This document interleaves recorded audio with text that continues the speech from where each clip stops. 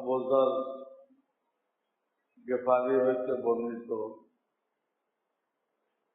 নবী আলাইহিস সালাম একবার শীতকালে বাহিরে তাশরিফ আনিলেন। তখন গাছ থেকে পাতা ঝরিয়া পড়িতেছিল। তিনি একটি গাছের ডাল ধরিলেন, ফলে উহার পাতা আরো বেশি পরিমাণ ঝরিতে লাগিল। নবীজি বললেন, হে আবু যর, মুসলমান বান্দা যখন ইখলাসের সাথে আল্লাহর জন্য নামাজ পড়ে, তখন তাহার গুনাহসমূহ এমনি ভাবে ঝরিয়া যায়, যেমন এই গাছের পাতা ঝরিয়া পড়িতেছে। অনেক লোকদের দেখা যায় তারা দাড়ি রেখে গালের দিক দিয়ে কেচি দ্বারা কাটে, সমান করে। এটা কি ঠিক?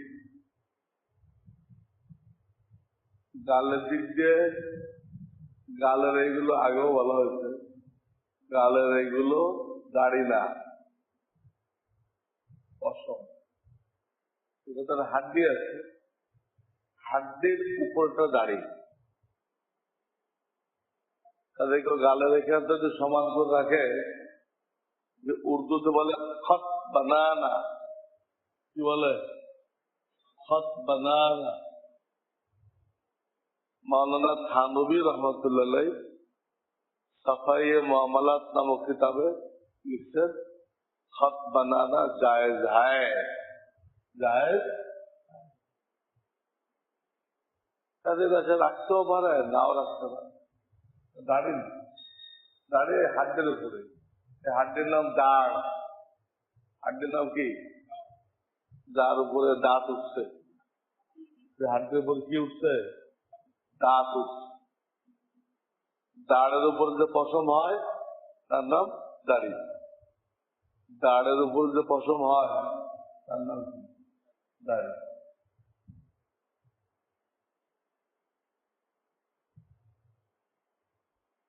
সর্বনাই তরিকা কতটুকু হক?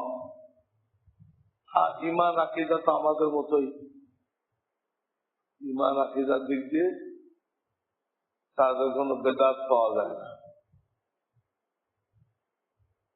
দুই একটা কাজের ব্যাপারে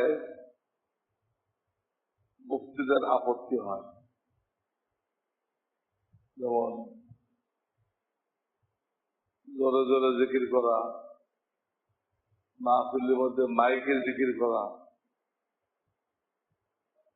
কিছু কাজের মধ্যে ওলামাদের আপত্তি আছে,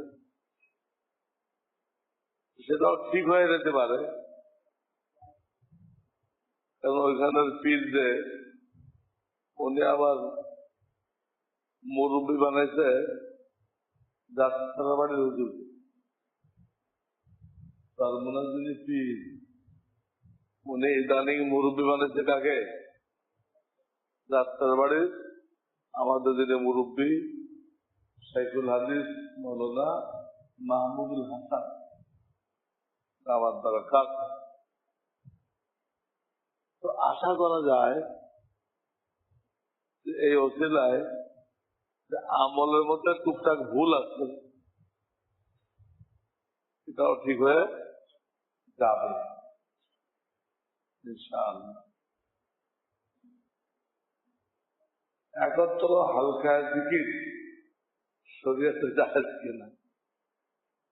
এক জায়গায় বসে জিকির করা যায়, আমারটা আমি আপনারটা আপনি। আমার সাথে সুর মিলাইবেন, এটা নেই, কোরআন হাদিসে নেই।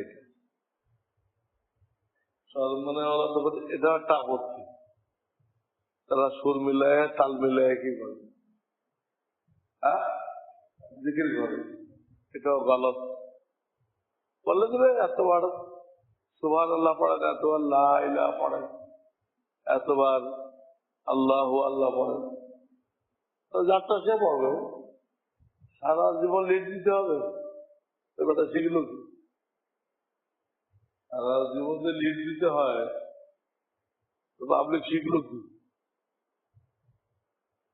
তাদের সুর তাল মিলে মিলাদ পড়ে, জিকির করে, নিষেধ। ইসলামিক রাজনীতি জায়েজ আছে কিনা? ইসলামিক রাজনীতি আপনি কোনটাকে বুঝছেন সেটাকে বলুন।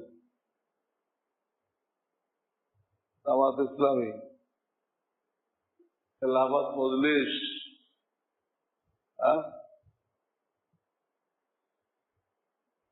এর একটাও ইসলামের রাজনীতি। তারা নাম দিছে যে শরিয়াতের যে সংজ্ঞা ইসলামী রাজনীতির, তা এদের মধ্যে পাওয়া যায় না। জামাত ইসলাম বলেন আর খেলাফত মজলিস বলেন আর ইসলামী আন্দোলন বলেন, পাওয়া যায় না। আল্লাহ কোরআনে ইসলামী আন্দোলনের মূল রূপরেখা বয়ান করছেন।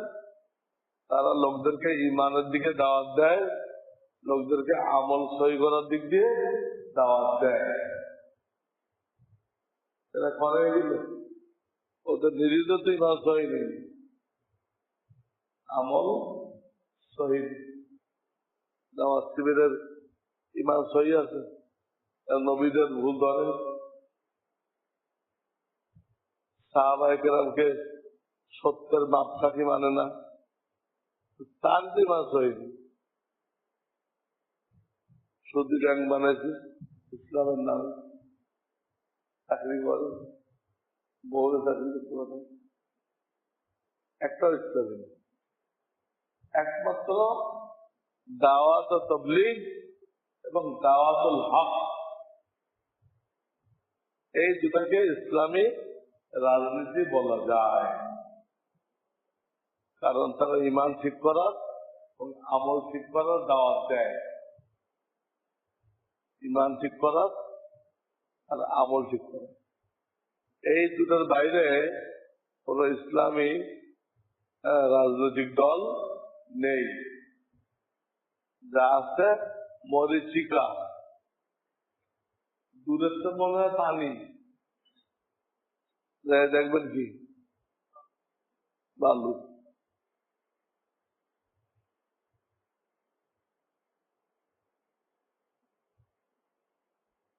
যিনি বলেন শুধু কোরআন মানলেই চলবে, হাদিস মানার দরকার নেই, তার বিষয়ে শরীয়তের হুকুম কি? তার ইমান নষ্ট হয়ে যায়। এই কথা বলার দরুন কোরআনের অনেক আয়াত অস্বীকার করলো। হাদিস মানার দরকার নেই বললে কোরআন অমান্য করা হয়। কোরআনে আছে মা আতাকুমুর রাসূল ফাখুযু, আমার রসুল যেটা দেয় ওটা দাও, আমার রসুল যেটা নিষেধ করে ওটা করো না। আর একটা বলছে তোমরা যদি আল্লাহকে ভালোবাসতে চাও আমার রসুলকে ফলো করো, ফলো করো। আর একটা আছে যে আমার রসুলকে ফলো করলো সে আমি রব্বুল আলামিনকে ফলো করলো। যে হাদিস মানে না, এই আয়াতগুলো কি করলো? অস্বীকার করলো, বেঈমান হয়ে গেল। হাদিস ছাড়া কোরআন মানা সম্ভবপর না। কারণ নামাজ 5 ওয়াক্ত, এটা তো কোরআন শরীফে নেই। নামাজে 5 ওয়াক্ত কোরআন শরীফে নেই, হাদিস আছে।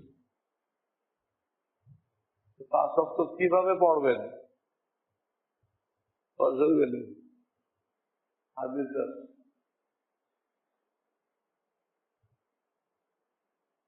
যাকাত কোন কোন মালের উপর দিতে হবে? কোন কোন মাল? কত টাকা মাল হলে যাকাত ফরজ হবে? কোরআন শরীফে নেই। কোরআন শরীফে যাকাত দাও, কোন মালে কি পরিমাণ হইল? হাদিস। প্রত্যেকটা ব্যাপারে কোরআন আছে মৌলিক ল, বেসিক ল। তা আমল করতে গেলে যে ব্যাখ্যা লাগবে, ওই ব্যাখ্যা কোরআনে নেই, হাদিস আছে। ওই ব্যাখ্যা কোরআন দিলে কোরআন কমপক্ষে 100 পারা হচ্ছে, 100 পারা। কেমনে হাফেজ যেত 100 পারা? আর তারাবিতে কেমনে খতম করতেন? 100 পারা। 30 পারা খতম করতে দেয়, পা ব্যথা হয়ে।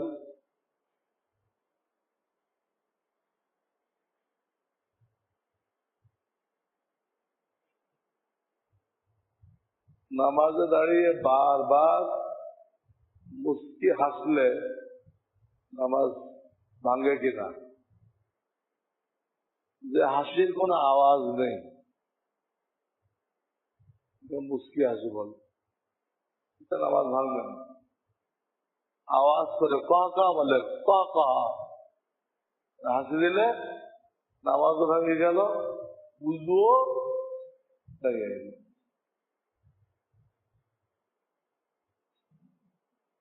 যে দেশে লোগো দেওয়া গেঞ্জি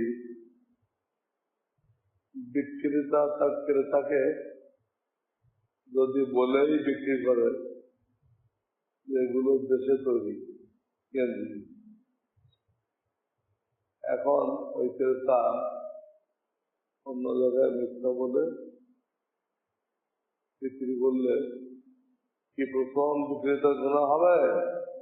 আচ্ছা, তো বলে দিচ্ছে, প্রথম বিক্রেতা তো বলে দিচ্ছে। লোগো বিদেশের হোক, তৈরি হয়েছে কোথায়? গুণামুক্ত হয়ে গেল।